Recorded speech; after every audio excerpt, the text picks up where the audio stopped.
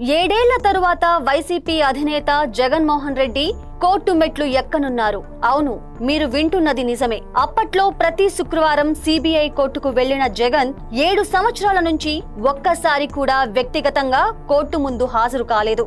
ఇటీవలే యూరప్ పర్యటనకు వెళ్లిన జగన్ కు సిబిఐ కోర్టు అనుమతినిస్తూ ఒక షరతు విధించింది. నవంబర్ 14వ తేదీన వ్యక్తిగతంగా కోర్టుకు హాజరు కావాలనేది ఆ షరతు. దానికి ఒప్పుకొనే జగన్ యూరప్ పర్యటనకు వెళ్లారు. చిత్రం ఏంటంటే, ముఖ్యమంత్రి అవకముందు ప్రతి శుక్రవారం కోర్టుకు హాజరైన జగన్ నవంబర్ 14వ తేదీన కూడా శుక్రవారం రోజే కోర్టుకు హాజరవుతున్నారు. ముఖ్యమంత్రి అయ్యాక పాలనాపరమైన బాధ్యతలు అంటూ ఏదో ఒక సాకు చెబుతూ కోర్టుకు వెళ్లటం మానేశారు జగన్. అయితే ఇటీవల చంద్రబాబు ఇచ్చిన ఓ ఇంటర్వ్యూలో జగన్ ను రాజకీయ సమాధి చేస్తానని, ఆ భూతం ఇంకా రాదని చెప్పటం, ఉన్నట్లుండి ఇప్పుడు జగన్ కు సిబిఐ కోర్టు నుంచి పిలుపు రావటం చూస్తుంటే రాబోయే రోజుల్లో